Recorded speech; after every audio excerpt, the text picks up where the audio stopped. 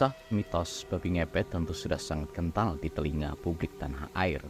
Apalagi fenomena ini merupakan isu seksi yang kerap dipermainkan beberapa orang.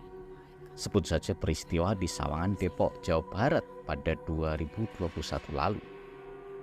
Meski akhirnya pelaku pembuat hoaks ditangkap aparat kepolisian, namun mitos babi ngepet ternyata masih dipercayai.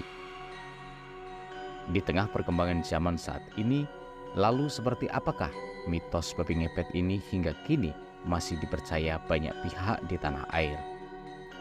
Bahkan kisah babi ngepet sempat tayang di salah satu televisi swasta tanah air pada awal tahun 2000-an. Itulah yang membuktikan bagaimana mitos tersebut seolah-olah sangat dipercaya publik tanah air.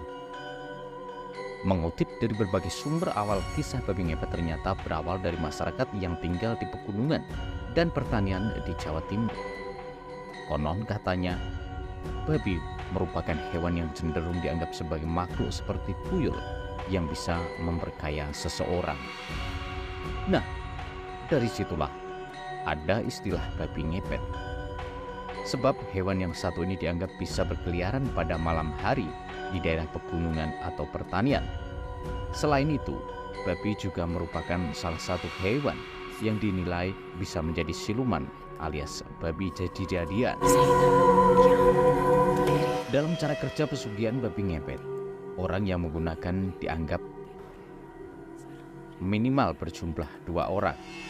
Satu bertugas menjaga lilin dan satunya berperan sebagai babi ngepet untuk mencari hingga mencuri harta sebuah keluarga atau tempat yang penuh dengan uang hingga perhiasan. Konon katanya, seseorang yang berubah menjadi siluman babi biasanya menggunakan kain hitam untuk mengubah dirinya.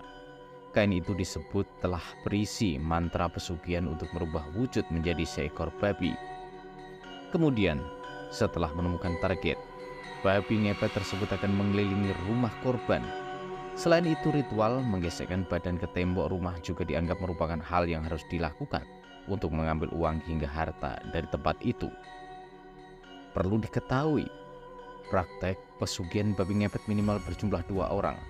Seorang yang menjaga lilin dianggap merupakan kunci agar rekannya yang berubah menjadi babi ngepet selamat dari kejaran warga jika kepergok melakukan hal tersebut. Konon katanya, api lilin juga akan bergoyang untuk menandakan rekan dalam bahaya. Di saat itulah, penjaga lilin akan bertindak untuk mematikan api lilin. Hal itu juga disebut-sebut akan membuat rekan yang berubah jadi babi ngepet kembali menjadi manusia biasa. Kendati demikian, pesugihan babi ngepet ini konon katanya meminta tumbal. Biasanya, dalam kisah di Jawa Timur dikabarkan akan menumbalkan anak atau anggota keluarga lainnya yang menjadi syarat kepada siluman babi. Tidak hanya itu, ada juga mitos yang beredar bahwa seorang yang melakukan perjanjian harus memakan kotoran babi untuk mengubah diri menjadi hewan tersebut.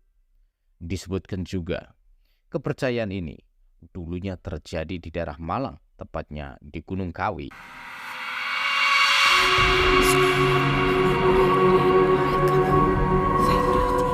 Asal-usul cerita pesugihan babi ngepet sulit untuk dilacak secara akurat. Mitos ini diyakini setelah lama ada sejak zaman dahulu kala, telah mengalami perubahan dan adaptasi dari mulut ke mulut seiring berjalannya waktu. Seperti banyak cerita dan legenda di masyarakat, asal-usul cerita pesugihan babi ngepet sulit untuk dilacak secara akurat. Mitos ini diyakini telah ada sejak zaman dahulu kala dan telah mengalami perubahan dan adaptasi dari mulut ke mulut seiring berjalannya waktu. Penting untuk diingat bahwa mitos pesugihan termasuk pesugihan babi ngepet adalah cerita-cerita yang tidak memiliki dasar ilmiah dan tidak dapat diuji kebenarannya.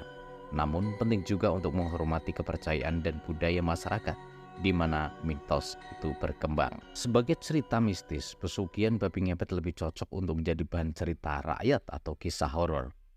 Orang-orang yang percaya pada pesugihan semacam ini biasanya memiliki keyakinan spiritual dan menganggap bahwa mereka sedang berinteraksi dengan makhluk-makhluk gaib.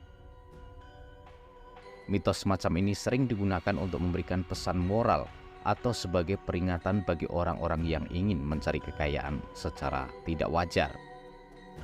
Sampai saat ini, tidak ada bukti konkret yang dapat mengesankan keberadaan makhluk gaib seperti babi ngepet atau efektivitas pesugihan dalam mendatangkan kekayaan.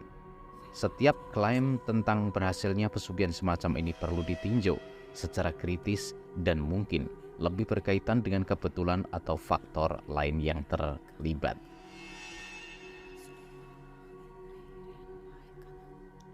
Itulah pentingnya berpikir kritis dan rasional.